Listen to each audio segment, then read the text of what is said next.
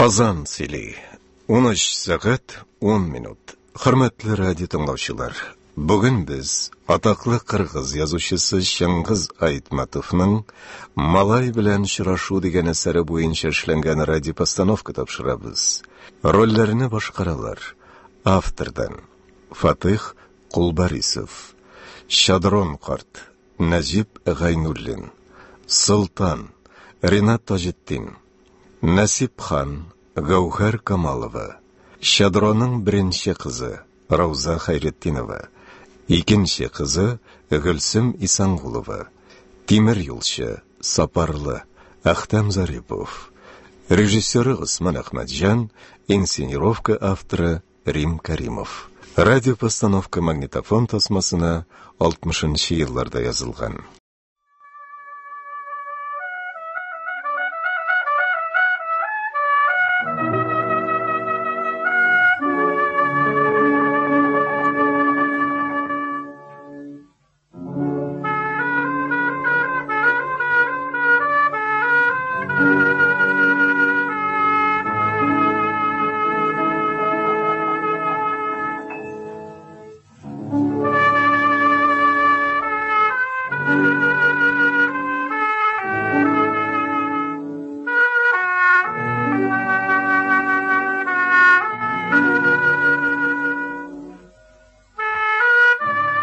Көзін шундай бір вақыт болған.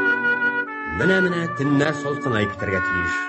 Әмма сол булашу билгесе итепме, шул шақта ғажайып матур аяз күннәр тора.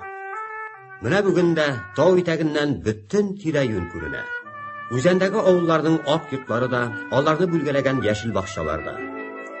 Әнә анда куңгыртлана төшкән тәмәке плантациясы, туңга сөреп йөргән тракторлар, әнә күк йөзен кисеп, көмеш самолет үтеп бара.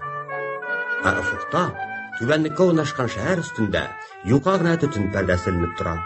Һәм барлык шушы дөнья өстеннән тавышсыз гына кошлар дулкыныша. Карлыгачлар.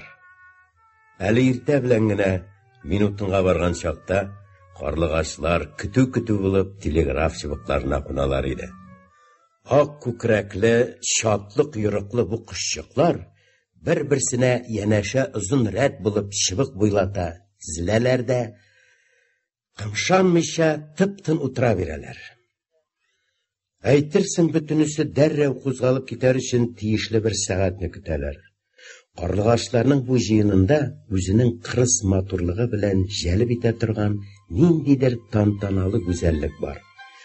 Бу инде сиңа чыпчыклар түгел.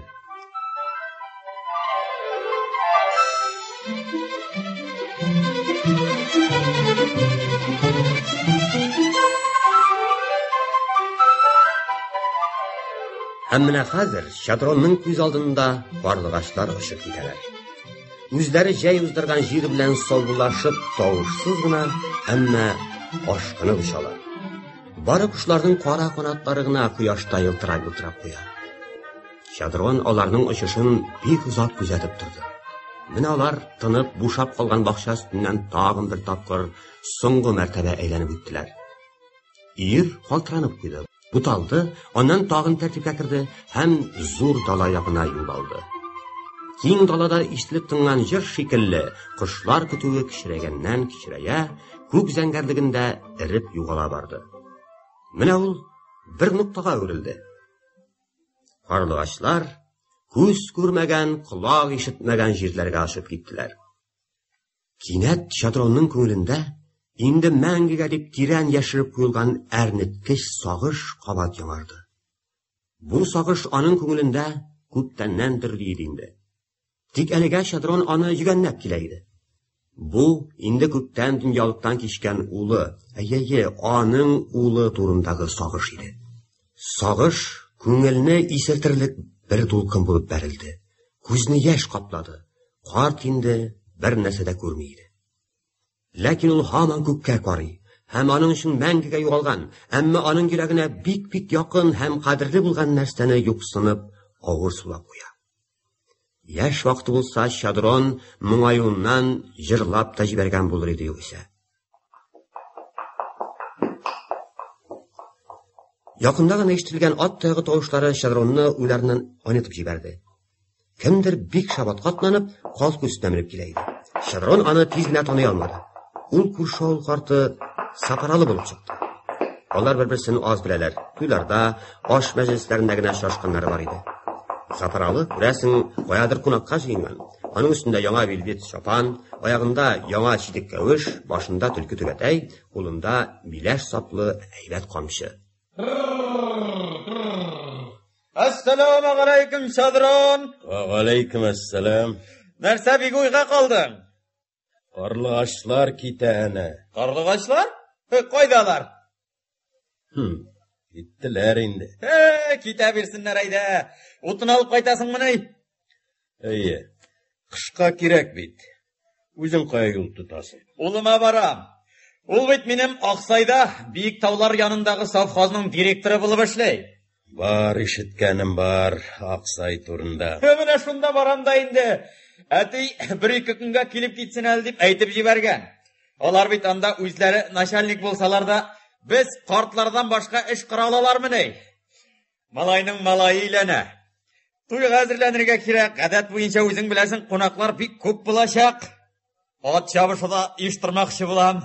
Onda bu yıl sarıklardan bir köp yın alganlar iken. Kötüsülerge de bir köp premiye bergenler. Halık direktordan bir kanagat. Әлі малайны бөләккә тәкъдим итү турында да сүзләр йөриймеш.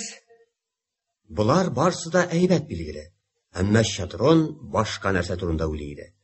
Күңелне тагын шул сагыш биләп алды. Аның улы да бит шул Аксай тирәсендә эшләде. Ул да бит әтисен килеп китәле дип чакыра иде. Һәм Şadron үзе дә сизмәстән саташкан кеше кебек әйтеп куйды. Мине дә улым чакырды бит.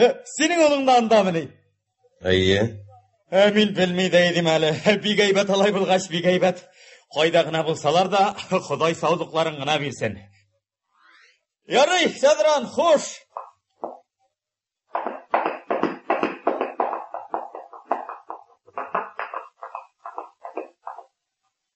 Ул китү белән Şadron аңына килде. Чынлап торган тынлык, бушлык аның башына суккан кебек булды. Нәрсә дип әйттем мин? Ялган сүз. Дөрес булмаган сүз әйттем бит. Нигә әйттем? Тукта. Әле соң түгел. Картка дөресен әйтергә, ялганым өчен гафу үтенергә кирәк. Эй! Сапралы! Тукталы! Тукта! Нәрсә бар, ни булды? Şadron tını başı bitip Saparalı yanına kilip җитте.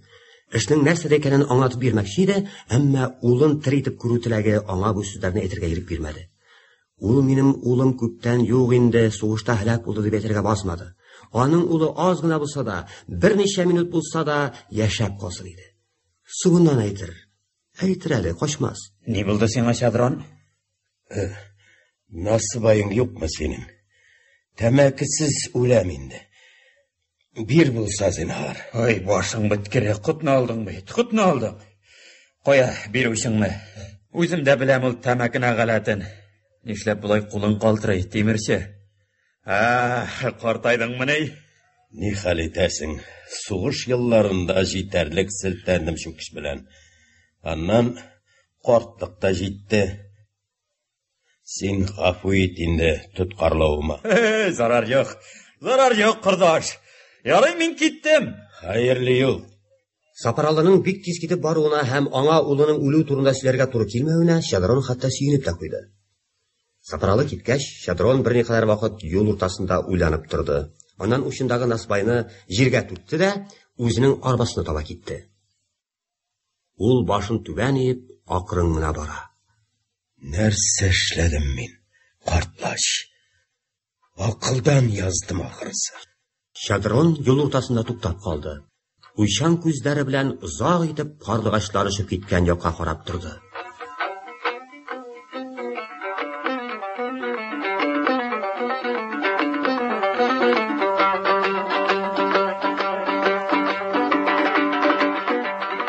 Юк. Минем дә улым бар. Ул исән. Улым бар минем. Мин дә аның янына барам. Барам. Күреп кайтам. Һәм аның аңында ирексездән тере улы гәүдәләнде. Узган еллар кире кайтты. Шадрон теләгән, ул хыялланган нәрсәләр чынбарлыкка әверелде. Карт әлеге авылга ничек килеп керүен, аны улы ничек каршы алуын күз алдына китерде. Шатланыр магайын малай, каршыга килер. Әти, ниһаять килгәнсең икән. Килдем, улым, килдем. Бәгъркәем, исәнме? Син һаман шундый икәнсең әле.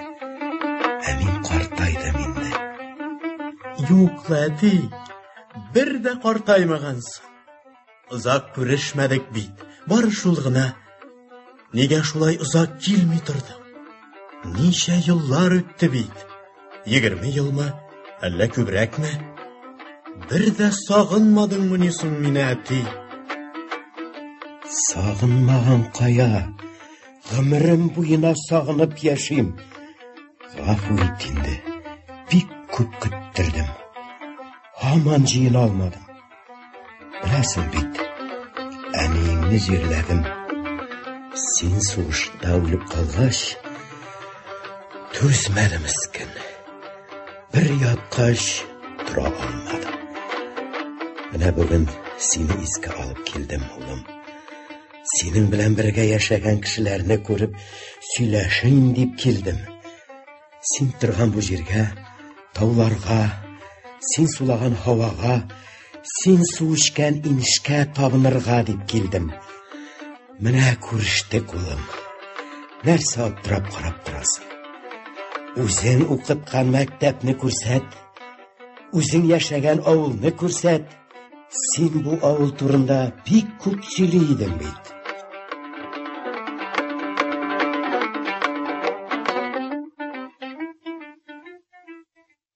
Шадрон хисләрен җигенләргә тырышты. Юк, булай ярамый. Узганны барбер кайтарып ала алмассың. Әмма аның йөрәгендә кабынган утның сүнмәячәге күренеп тора. Улы яшәгән авылга барып кайту теләге көчәйгәннән көчәя бара иде. Шадрон карт өйгә бик сәер кыяфәттә кайтып керде.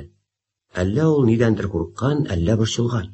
Кыскасы, аңа нәрсәдер булганын хатыны бик тиз сизеп алды. Эшнең нәрсәдә икәнен аңлагач, ул ни әйтергә дә белмәде. Менә шулай, Насипхан. Миңа һәр вакыт ул әле дә исәндер. Шул авылда яшидер кебек тоела. Әле дә шунда яши кебек. Тарта бит шунда күңелем. Күрәсем килә үзен. Ой, Ходаем, бу ниткән эш тагы? Хатыны куркынып аңа карап куйды. Көлмәкче иде, акылындамы син ышкынып китмәдеңме дип әйтмәкче иде, ләкин вакытында тыелып калды. Шаронның үз-үзен тотышы, тавышы, тыныч карашы, аның чынлап сөйләшүен, үз акылында икәнен күрсәтеп торалар иде. Коңгырт йөзле күзләре читенә ягымлы җыерчыклар чыккан, арык кулларын тезләр өстенә салган. Бу өлкән кешене бала кебек чабуыннан тарту, тыеп калу гөнаһ булыр иде. Хатын ирен кызганып куйды. Алай булгач, нишләп элегрәк бармадың соң? Белмим. Ә менә хәзер барасым килә. Исән чагымда барып килергә тиеш мин анда. Йөрәгем шулай куша. Иртә таңда чыгып китәм. Үзеңә каралайса, үз эшең. Ярый. Мин атка су салып кирим.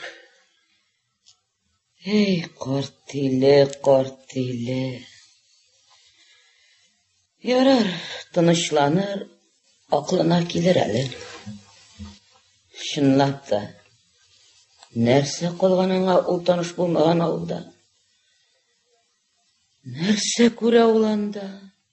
Әмма карчыкның уйлары расланмады. Шадрон үз сүзеннән кайтмады.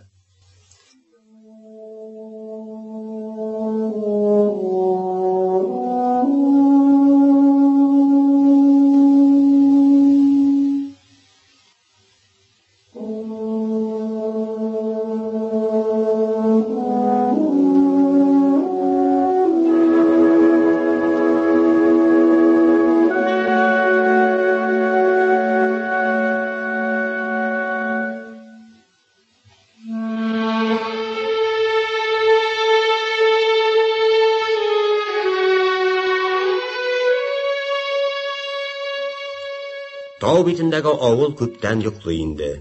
Барлык тәрәзәләр караңгы, тик шадрон йортында гына әлдән-әле ут кабынып куя.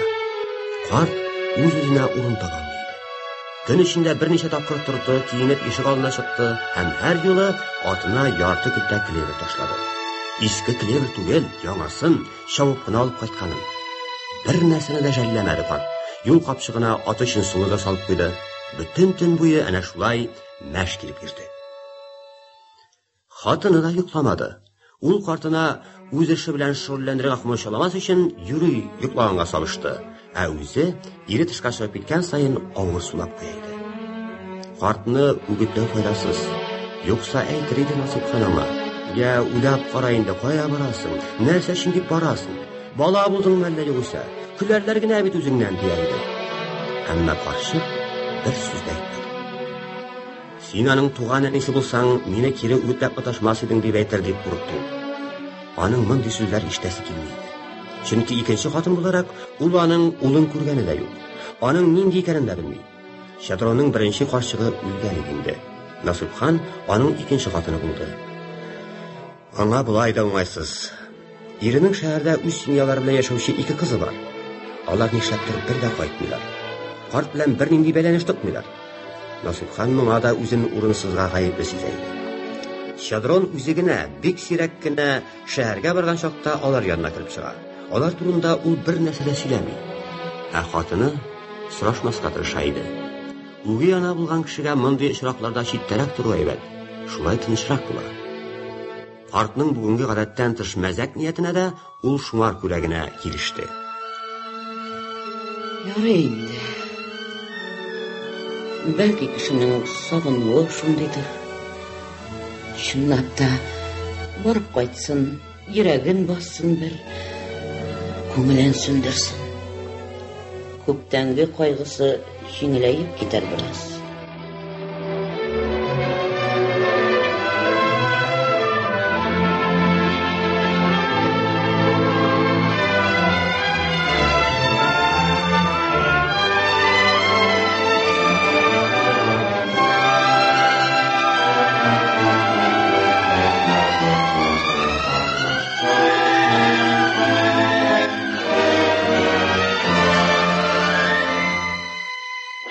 Шадрон бик иртә торды.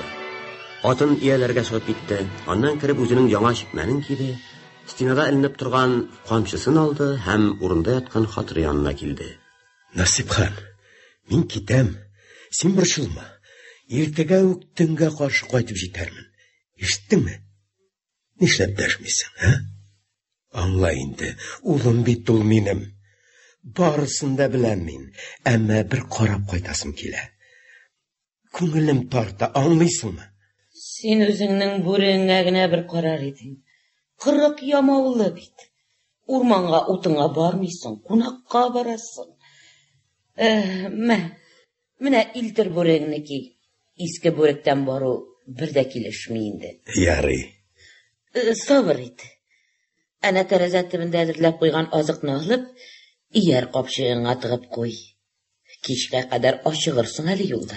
Шадрон рәхмәт әйтмәкче иде, ләкин тыелып калды.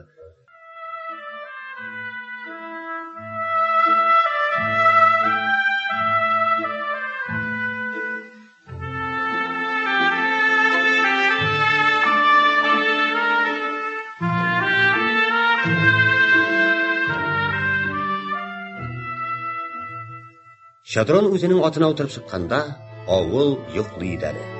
Этләр юкка һау-һаулап күтәрелмәсеннәр өчен ул урам арттарынан гына үтте. Авыл читендә тауларга китә торган юлга борылды. Таулар артыннан кояш күтәрелеп килә иде. Шадрон тирән уйга чумып күк йөзенә карый. Тәгәрмәчләр сикәтәләрдә дөбердәп куялар, арба шыгырдый. Мондый хәл булырга тиеш иде. Сапараланың очравы кабынып китү өчен бер ышкыңна булды. Аның күңелендә янгын бик күп еллардан бирле пыскый инде. Ул армияга киткәнче улы соңгы көннәрен уздырган урыннарга табынып кайту турында уйлый, кайчакта үзгәләнеп хыяллана иде.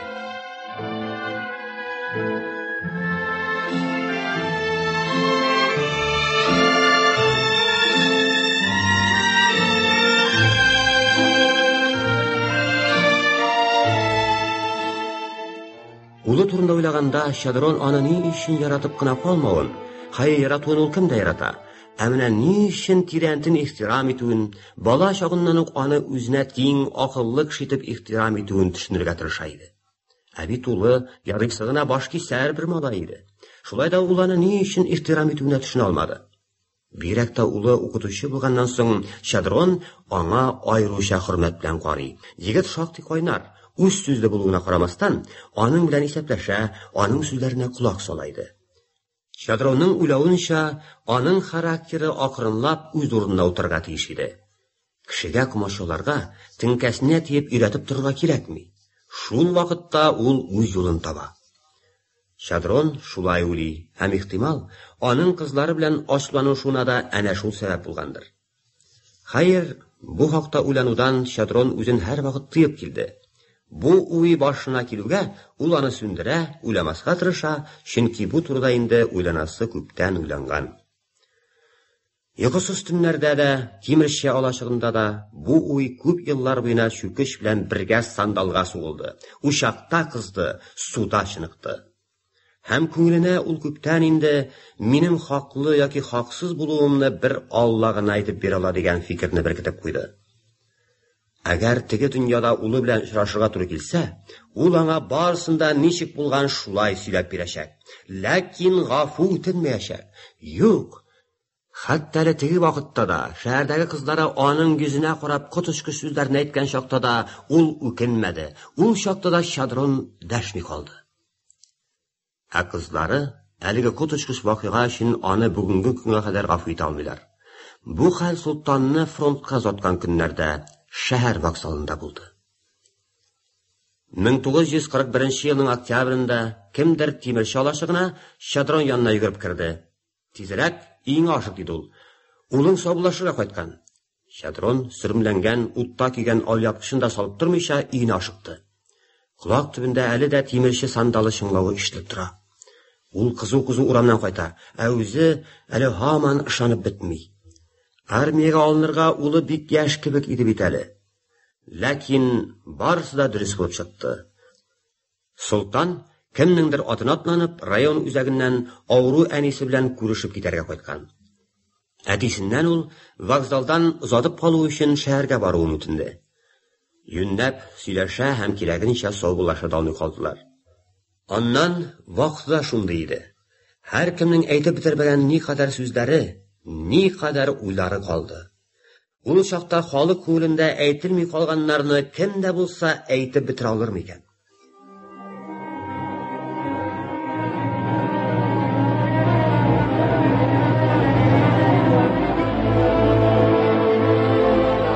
Шадрон шәһәргә бик тиз барып җитте. 30 километрлап араны шундый җан фарман чаптырып үтте, хәтта атын чак яндырып үтелмәде.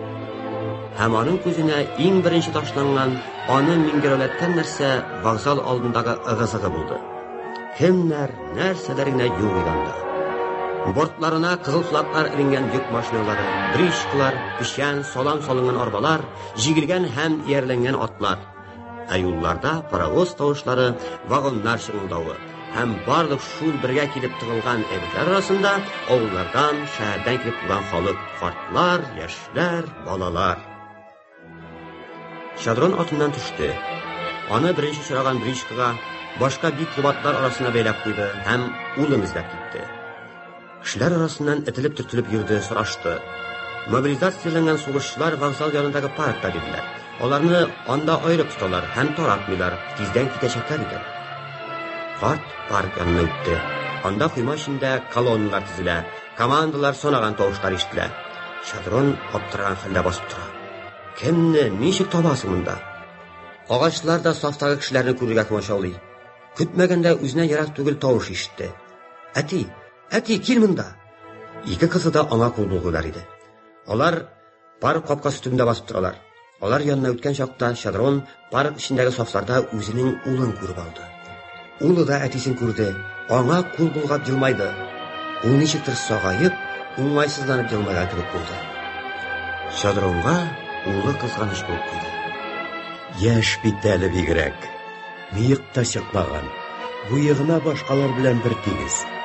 Ә булай арка җилкәләре, qiyafati bilan mo'yg'ina. U hali o'sa edi. Tag'in o'sasi bor edi. U menim kabi toza, kuchli er bo'lib o'sarga tegish edi. Nihoyat qizlari yonına borib yetgach, ular negadir Shadronni xoliq orasidan olib chiqa boshladilar. O'zlari tirlab pishganlar, yarim tovush bilan inilarini tirgilar. Oni burun ko'targan malay, ahmoq deb sugalar. Qo'yag'ina borma, xoliq ko'p edi. Qizlari oshig'alar, qobalanalar. Ati, sen bilasizmi malayning доброволец bo'lib ketganin? Bilmayman. Anarsa. Менә шул алайса, без районга военкоматка шалтыратты. Ул үзе сораган, гариза биргән, сугышка үзе теләп китә. Аңлыйсыңмы? Аның бит әле яше дә җитми. Аңлыйсыңмы эш нәрсәдә? Demak, ул шулай кирәк дип санаган. Кирәк дип? Син ничек аңламыйсың, әти? Безнең ирләр киткәнләр җиткән анда. Кайталармы, юкмы билгесез әле. Безнең ялгыз калуыбыз да җиткән. Хәзер ул семьядагы соңгы бала үзе фронтка атлыгып тора. Ул бит анда харап булачак. Канатланмаган кош баласыдай. Син нәрсә дәшмисең, әти? Нәрсә әйтим соң? Нишлим? Хәзер үк аның янына бар. Без синең янына көтүләрне үтенербез. Бар да әйт. Булай эшлисе булмасын. Әлегә соң түгел, үгетләне күндер. Баш тартсын, әлегә соң түгел.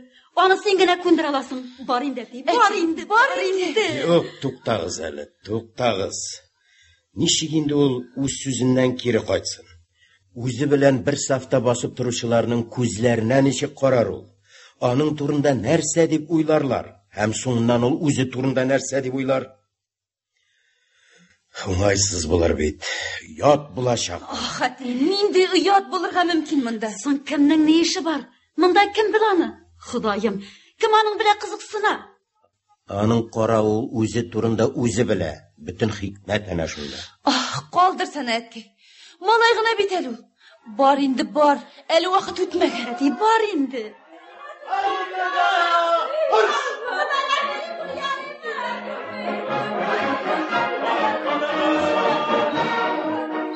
Шул чакта халык ыгы-зыгы килә шаулаша башлады. Бер читкә кузгалды. Тын оркестр маршына җибәрде. Кызыл байрак күтәрелде. Һәм парк капкасыннан солдат сафлары чыга башлады. Вагоннарга утырырга команда булган иде.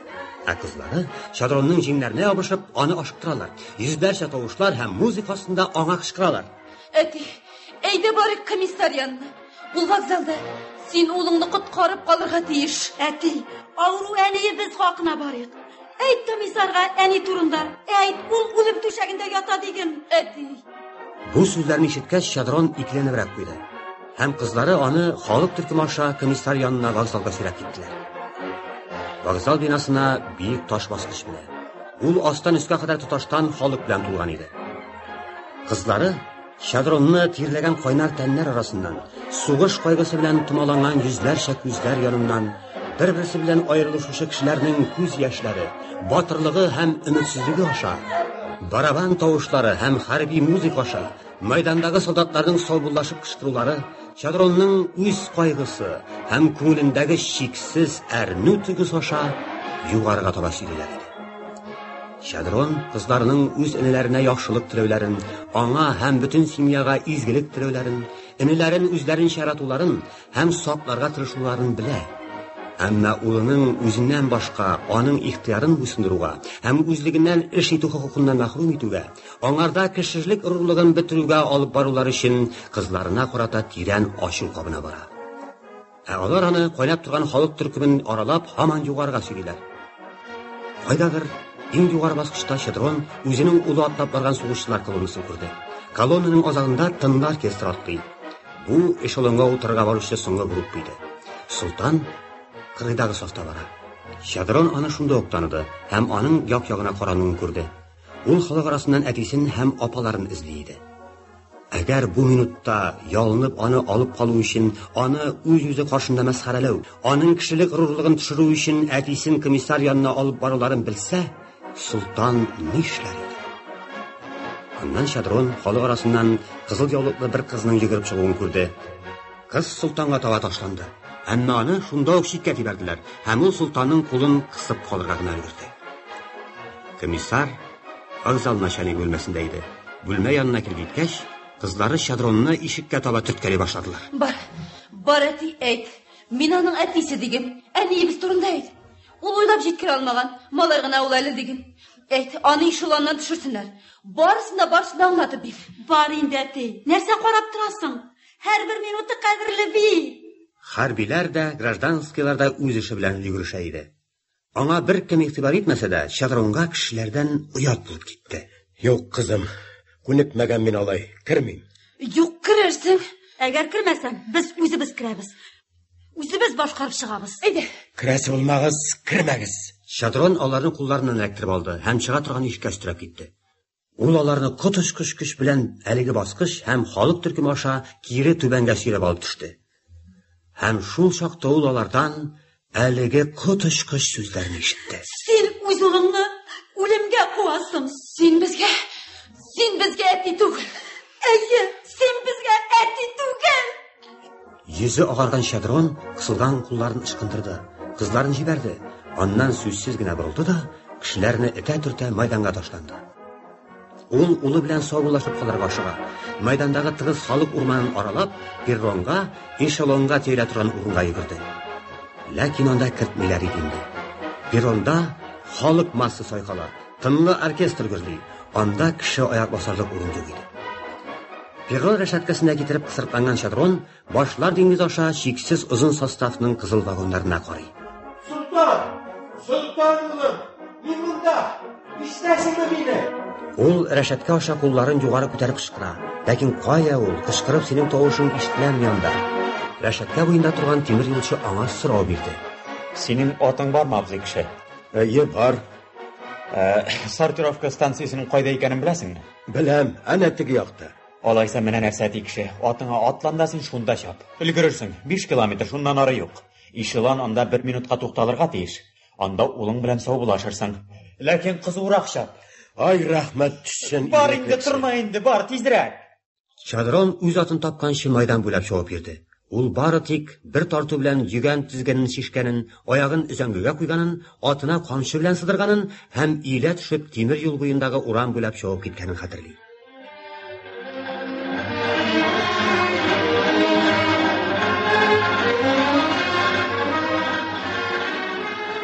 Буш һәм яңгыраулы урам буйлап сирәк-сирәк очраган узып баручыларны куркыта, ул дала юлбасары кебек җан фарманга чапты. Сугагына калмаска иде. Шундый күп улым әйтәсе сүзем. Ярдәм итегез миңа, ата-бабаларның рухлары. Ярдәм ит миңа, юлдагы атлыларны яклаучы комбарата. Сөртелмәсен минем атым. Аңа лашын канаты бир. Аңа тимер йөрәк бир. Улам аягы бир. Балык үпкәләре бир. Урамны үткәч Шадрон тимер юл дамбасы астындагы сукмак атылып чыкты һәм яңадан атын куа башлады. Артта эшелон тавышы якынайып килгәндә Сортировка станциясына ерак калмаган иде. Алга-артлап тагылган ике паровозның авыр кайнар гөрелтүсе тау ишегенең кебек аның иелгән киң киткәләргә төште.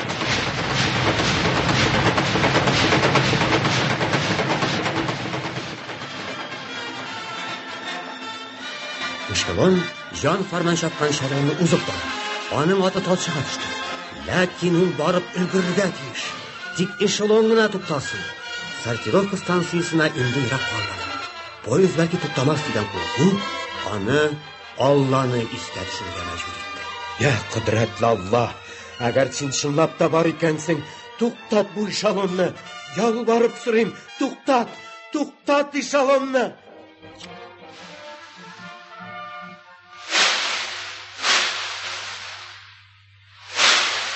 Шадрон арттагы вагоннар турысына килеп җиткәндә, эшелон Сортировка станциясында тора иде инде. Улы состав буйлап әтисенә каршы йөгерә. Аны күргәч Шадрон атыннан сикереп төште. Алар сүзсез генә бер-берсенең кочакларына ташландылар һәм дөньядагы бар нәрсәне онытып, тынып калдылар. Әти, син гафу ит мине. Мин доброволец булып китәм. Беләм, улым. Мин апаларның күңелен рәнҗиттем әти. Әгәр булдыра алсалар, үпкәләрен оныта күрсеннәр. Алар сине гафу иттеләр. Син аларга үпкәләп йөрмә. Онытма аларны, хат яз, иштәсенме? Әниеңне дә онытма. Яхшы, әтием. Станцияда ялгыз кыңгырау сукты. Саубулашырга кирәк иде. Şadron so'nggi topqir ulining yuzine qaradi. Ulanlarda o'zining yosh chog'in, yigit chog'ini ko'rdi. Ham qati etib ona ko'kragini qisdi. Bu vaqtda Şadron butun joni tani bilan ulina o'zining otalik muhabbatini bergadi. Ona uba hamon bir so'zlarni qavartadi. Kishi bo'l o'g'lim menim. Qoidag'ina bo'lsang da kishi bo'l. Har vaqtda da kishi bo'lib qol.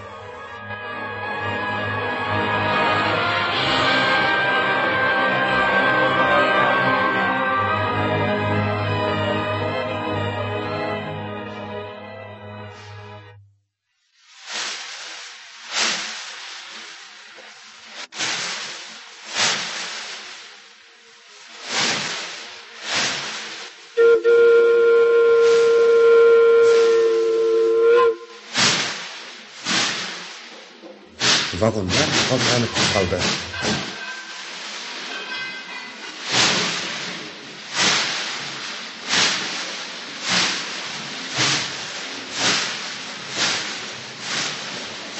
Sultanni poyezd borgan umayga vagonga ko'tardi.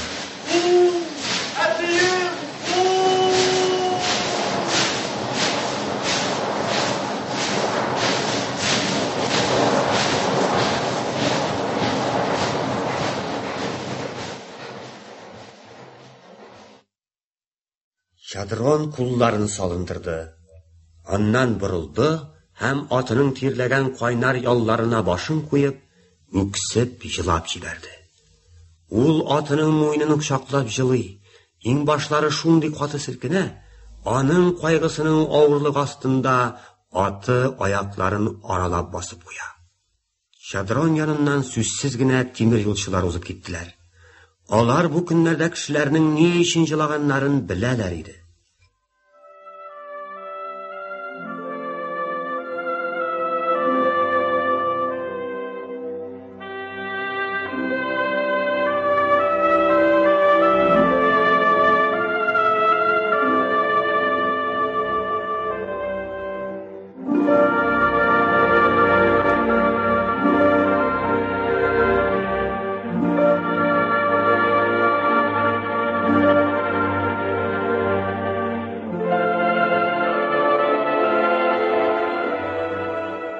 Quyosh tog' ustidan hamon yuqoriroq ko'tarila bora.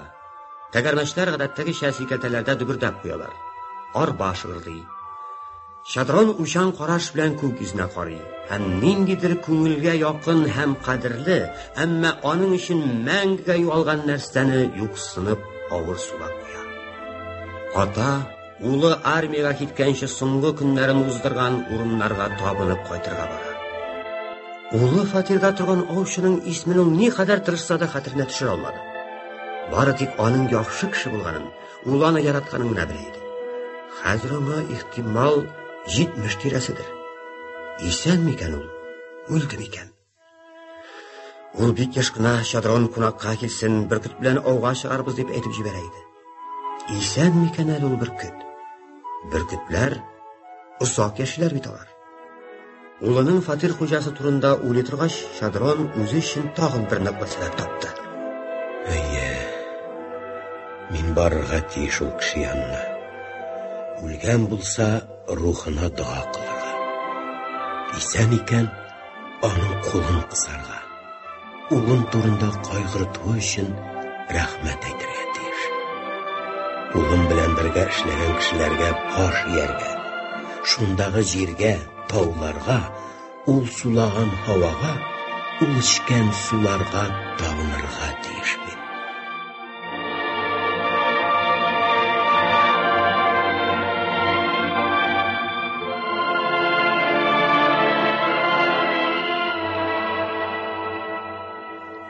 Quyosh endi tog'lar ustidan 2 to'pil biyikligi ko'tarilgan edi.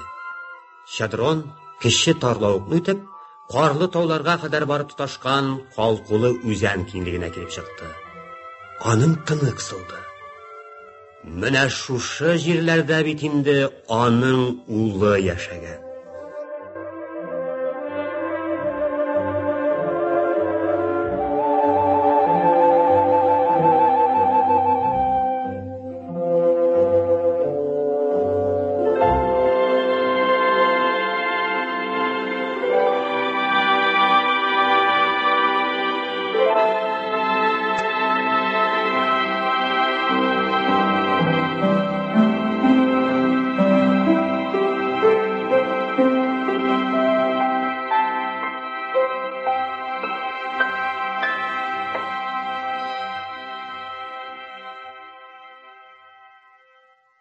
Siz атаклы кыргыз язучысы Шыңгыз Айтматовның «Малай белән очрашу» дигән әсәре буенча эшләнгән радиопостановка тыңладыгыз.